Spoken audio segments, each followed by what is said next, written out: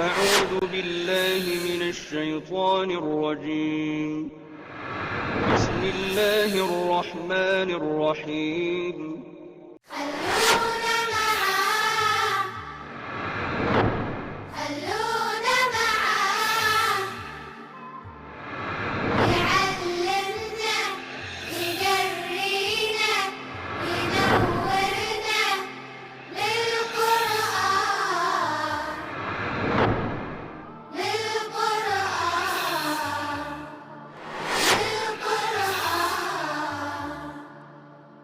تبارک الذی جعل فی السماء بروجا، بابرکت ہے وہ ذات جس نے بنائے آسمان میں برج، وجعل فیہا سراجا وقمرا منیرا، اور اس نے بنایا اس میں چراغ یعنی سورج جس کے اندر جلنے کا عمل ہوتا ہے، وقمرا منیرا، اور روشن چاند، وہو الذی جعل اللیل والنہار خلفۃ، اور وہی ہے اللہ جس نے بنایا رات کو اور دن کو ایک دوسرے کے پیچھے آنے والے، لمن اراد ان یذکر، اس شخص کے لیے جو چاہے یہ کہ وہ نصیحت حاصل کرے، او اراد شکورا، یا وہ شکر گزار، یا وہ چاہے شکر کرنا۔ میں بالکل اسی سے پڑھ رہا ہوں تاکہ آپ کو اندازہ ہو کہ یہ کس طرح کا ترجمہ ہے۔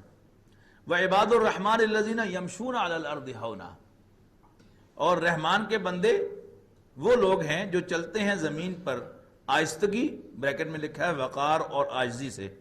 وَإِذَا خَاطَبَهُمُ الْجَاهِلُونَ قَالُوا سَلَامًا، اور جب ان سے بات کرتے ہیں جاہل لوگ تو وہ کہتے ہیں سلام ہے۔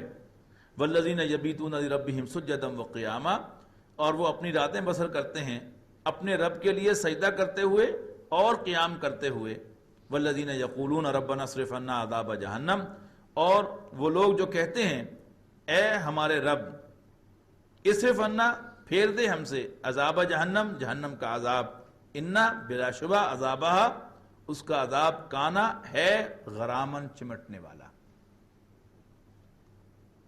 انہا ساعت مستقرا و مقامہ، بے شک وہ جہنم بری ہے ٹھہرنے کے لیے بھی اور قیام کرنے کی جگہ کے طور پر بھی۔ والذین اذا انفقوا لم یسرفوا ولم یقتروا وکان بین ذلک قواما۔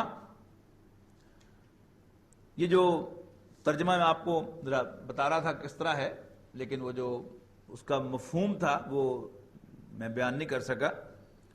تو فرمایا تبارک الذی جعل فی السماء بروجا وجعل فیہا سراجا وقمرا منیرا، یعنی قرآن مجید میں جو اللہ تعالیٰ پر ایمان لانے کی دعوت ہے، ان دو آیات میں آپ کو اس کا خلاصہ ملے گا۔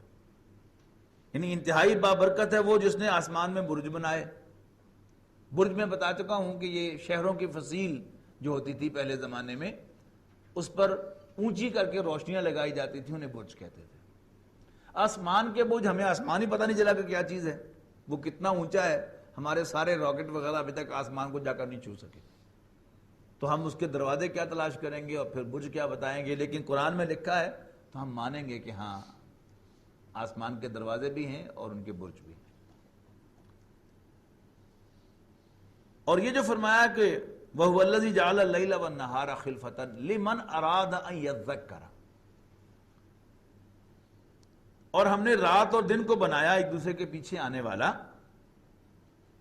لِمَنْ أَرَادَ أَنْ يَذَّكَّرَ وَأَرَادَ شُكُورًا،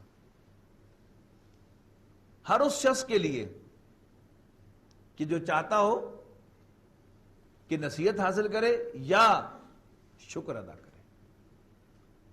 سورہ نحل میں یہ نشانیاں آئیں، سورہ یونس میں آئیں، سورہ رعد میں آئیں، ان کے ساتھ مختلف الفاظ آپ کو ملے۔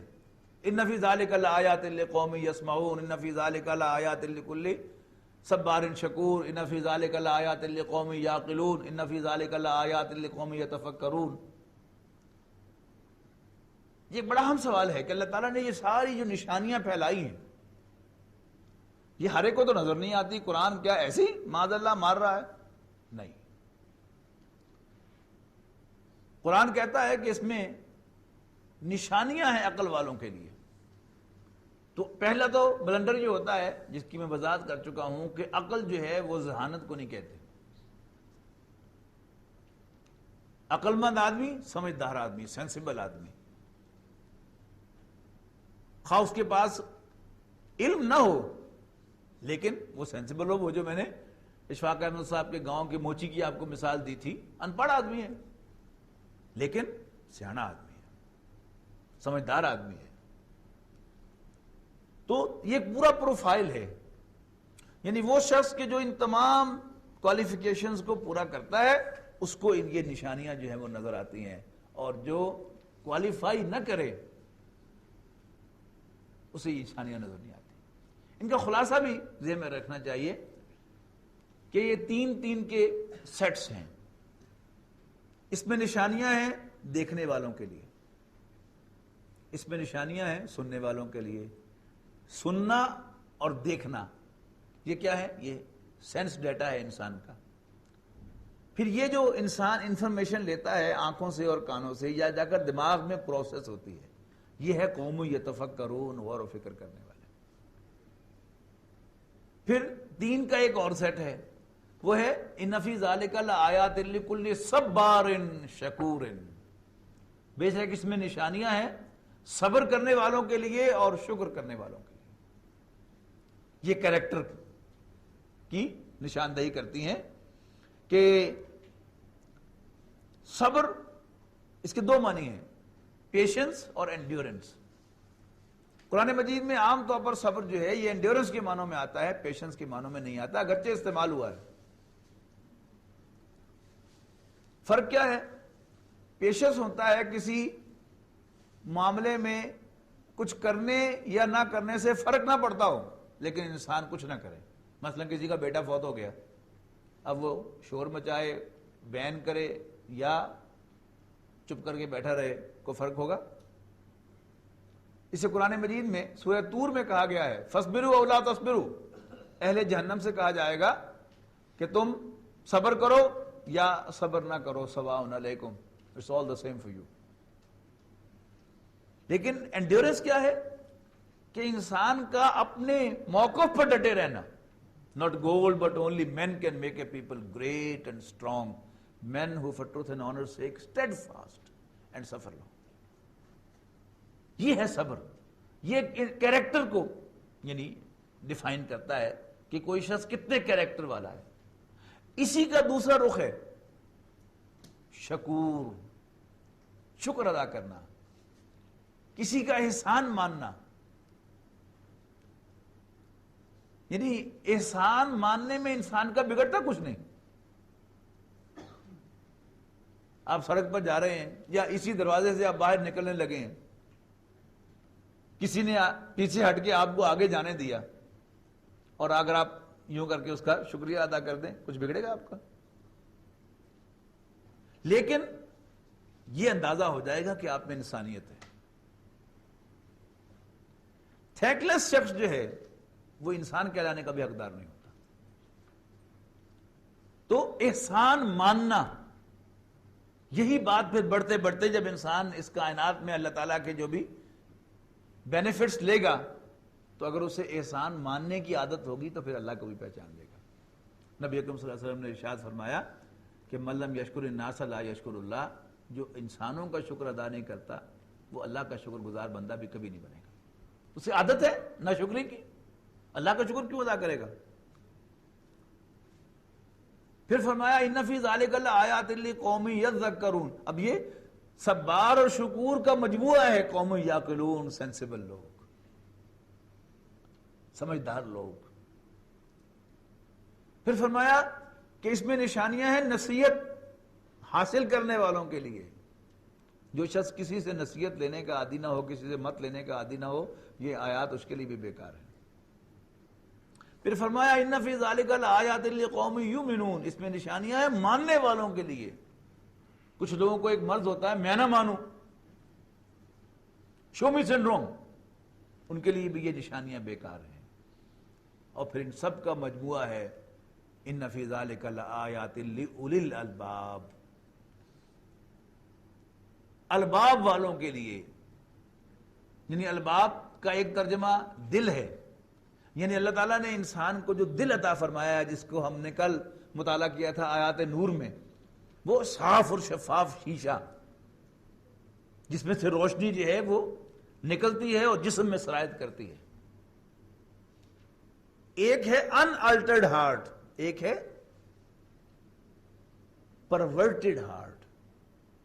ان آلٹرڈ ہارٹ کیا ہے؟ اسے قرآن مجید نے قلب سلیم کہا ہے حضرت ابراہیم علیہ السلام کے بارے میں، شاید آج ہم وہاں تک پہنچ جائیں۔ اذ جاء ربہ بقلب سلیم، یاد کرو جب ابراہیم اپنے رب کے پاس حاضر ہوئے قلب سلیم لے کر، جیسا پاک صاف شفاف دل اللہ نے ہم سب کو عطا کیا ہے، ہم اس کو خاک میں ملا کر رلا کر اللہ کے حضور پیش ہوں گے الا ماشاءاللہ، جبکہ ابراہیم علیہ السلام جیسے اللہ نے عطا کیا تھا ویسا ہی ان آلٹرڈ ہارٹ لے کر حاضر ہوں گے۔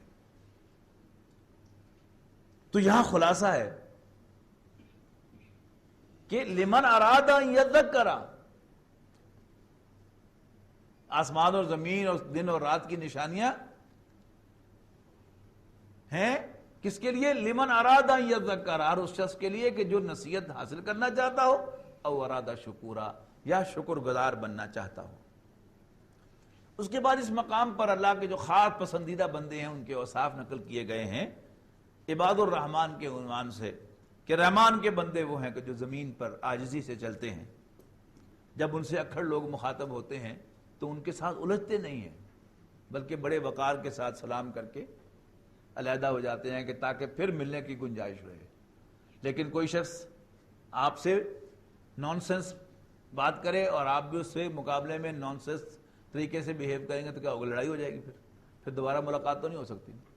لیکن اگر آپ سلام کر کے رخصت ہو جائیں تو پھر ملنے کی گنجائش رہتی ہے۔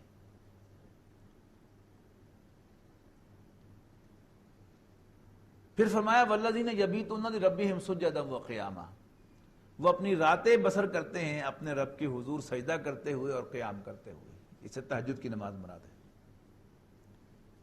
پھر رات کو جب تہجد کے اٹھتے ہیں تو کرتے کیا ہیں؟ یہ بہت اہم ایشو ہے۔ ہماری بدنصیبی کیا ہے کہ اگر اللہ تعالیٰ اول تو جب رات کو دیر سے سونا ہو تو فجر ہی انسان پڑھ لے جماعت کے ساتھ تو بڑی بات ہے، تہجد پر اٹھنا تو نصیب ہی نہیں ہوتا۔ اور اگر کسی کو اٹھنا نصیب ہو جائے تو لے دے کر وہ دعا کیا کرتا ہے اللہ سے، یا اللہ میرا فلانا بچہ جو ہے وہ امتحان میں پاس ہو جائے، اور فلاں جو ہے وہ فلاں جگہ سے چلا جائے، اور فلانا کاروبار میرا جو ہے وہ ٹھیک ہو جائے، اور فلاں جو سودا جو ہے میرا وہ طے پا جائے، بس یہ لے دے کے ہماری دعائیں ہیں۔ حالانکہ اگر اللہ تعالیٰ اس وقت اٹھنا نصیب کرے تو مانگنے کی چیز صرف ایک ہے، وہ کیا ہے؟ وَبِالْأَسْحَارِ هُمْ يَسْتَغْفِرُونَ، کہ وہ سحری کے وقت اللہ سے مغفرت مانگتے ہیں، استغفار کرتے ہیں۔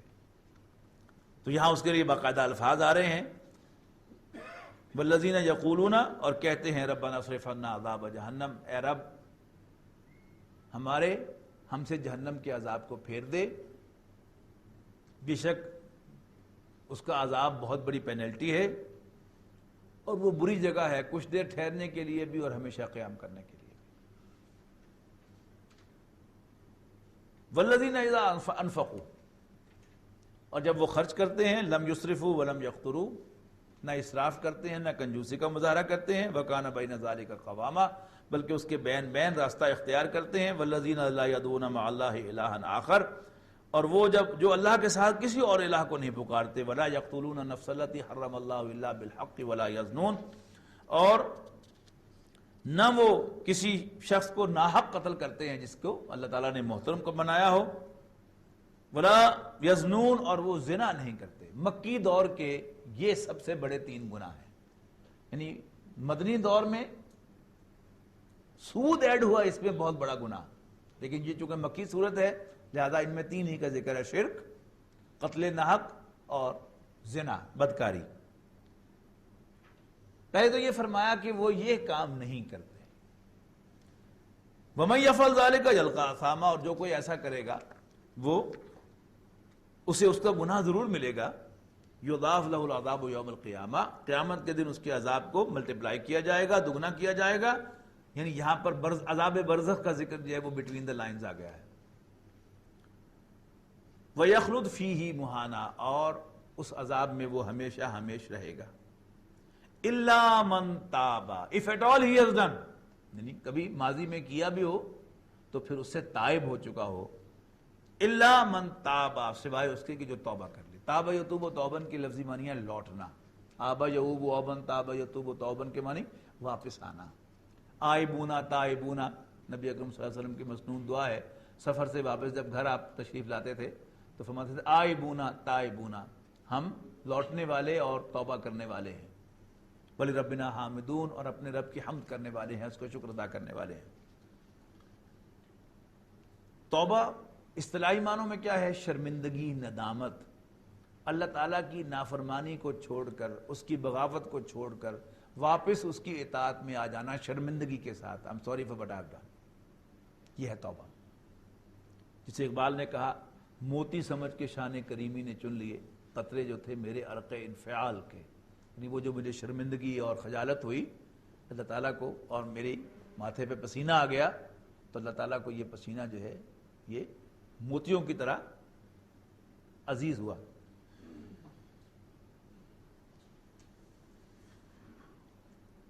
الا من تابا و آمنا، اور وہ ایمان لائے. کوئی کفر میں تھا تو مسلمان ہو جائے، اس کا ایمان لانا ہے. اگر پہلے سے مسلمان تھا اور اس نے اپنے ایمان کو زائل کر لیا تھا نافرمانیوں کی وجہ سے، جیسے حضور صلی اللہ علیہ وسلم نے ارشاد فرمایا کہ جب کوئی شخص کوئی گناہ کرتا ہے تو اس کا ایمان پرندے کی مانند اس کے دل میں سے نکل کر اس کے سر پہ منڈلاتا ہے. توبہ کر لے تو واپس آ جاتا ہے، ورنہ اڑ جاتا ہے. یعنی وہ ہم ایک دوسرے کے لیے تو مسلمان ہی رہیں گے، لیکن حقیقتاً ہم نے کفریہ حرکت کی تو ایمان ہمارے دلوں سے زائل ہو گیا. وَعَمِلَ عَمَلًا صَالِحًا، اور اس نے اچھا عمل کیا. فَأُولَٰئِكَ يُبَدِّلُ اللَّهُ سَيِّئَاتِهِمْ حَسَنَاتٍ، ایسے لوگوں کی برائیوں کو بھی اللہ تعالیٰ نیکیوں سے بدل دے گا.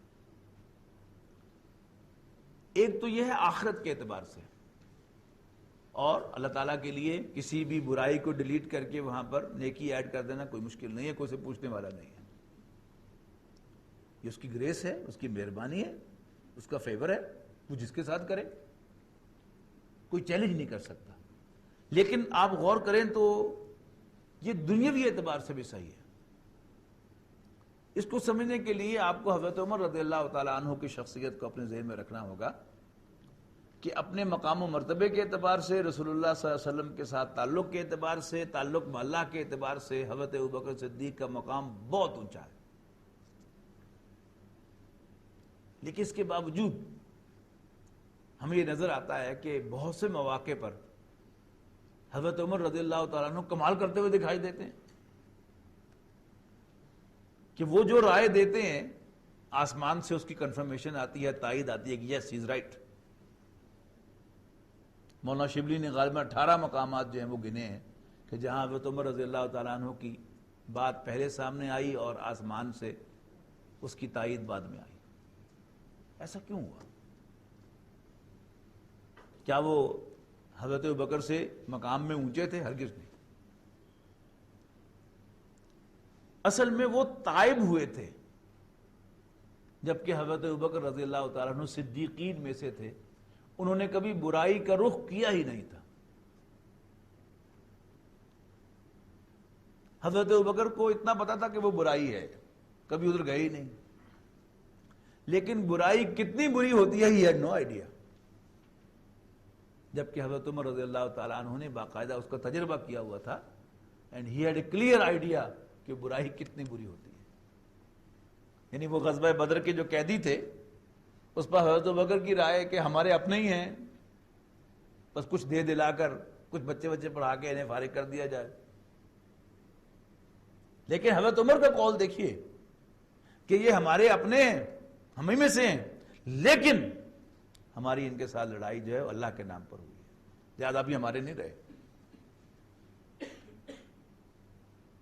اگر ہم انہیں زندہ چھوڑیں گے تو یہ ناشکرے پن کا مظاہرہ کریں گے اور ہماری مخالفت ہی کریں گے. لہذا ہم میں سے ہر شخص اپنے قریب ترین عزیز کو اپنے ہاتھ سے قتل کرے. تو حضرت ابوبکر کو اس سے کوئی آئیڈیا نہیں تھا، حضرت عمر کو آئیڈیا تھا. کیسے تھا؟ فَأُولَٰئِكَ يُبَدِّلُ اللَّهُ سَيِّئَاتِهِمْ حَسَنَاتٍ. اب ان کا وہ کفر اور ان کی وہ برائی وہ کیا بن گئی؟ نیکی میں بدل گئی. فَأُولَٰئِکَ یُبَدِّلُ اللَّهُ سَیِّئَاتِہِمْ حَسَنَات، تو یہ وہ لوگ ہیں کہ جن کی برائیوں کو بھی اللہ تعالیٰ نیکیوں سے بدل دے گا. فَكَانَ اللَّهُ غَفُورًا رَحِيمًا، اور اللہ تعالیٰ تو ہے ہی بخشنے والا مہربان. وَمَن تَابَ وَعَمِلَ صَالِحًا، اور جو توبہ کرے اور اچھے عمل کرے. فَإِنَّهُ يَتُوبُ إِلَى اللَّهِ مَتَابًا، تو یہ ہے جو اللہ کے حضور توبہ کرتا ہے جیسے توبہ کرنی چاہیے. یعنی توبہ تسبیح کا نام نہیں ہے، یہ توبہ کی شرائط ہیں. دل میں ندامت ہو، پھر انسان اپنے ایمان کو تازہ کرے، اگر کافر ہے تو ایمان لے آئے، اور اس کے بعد اچھے عمل کو اختیار کرے. پھر غلطی ہو جائے تو ایک اور بات ہے، لیکن توبہ کرتے ہوئے یہ ارادہ نہیں ہونا چاہیے کہ کل پھر دوبارہ کر لوں گا، آج توبہ کروں گا کل پھر کروں گا. اس سال کے حج جا کے اس سال کے گناہ جو ہے وہ رمضان میں عمرہ کر کے بخشواؤں گا، یا حج کر کے اور پھر اگلے سال سے نئے سرے سے اپنا کھاتا کھولوں گا. یہ توبہ نہیں ہے. والذین لا یشہدون الزور، اور وہ جھوٹ پر اپنی موجودگی گوارا نہیں کرتے. وَإِذَا مَرُّوا بِاللَّغْوِ مَرُّوا کِرَامًا، اور جب لغو بات سے، بیکار بات کے پاس سے گزرتے ہیں تو وہاں انٹرسٹ لے کر کھڑے نہیں ہو جاتے، بلکہ بڑے وقار کے ساتھ وہاں سے گزر جاتے ہیں. والذین اذا ذکروا بآیات ربہم، جب انہیں ان کے رب کی آیات کے حوالے سے نصیحت کی جاتی ہے، لم یخروا علیہا صما وعمیانا، تو وہ اندھے اور بہرے ہو کر ان آیات پر نہیں گر پڑتے.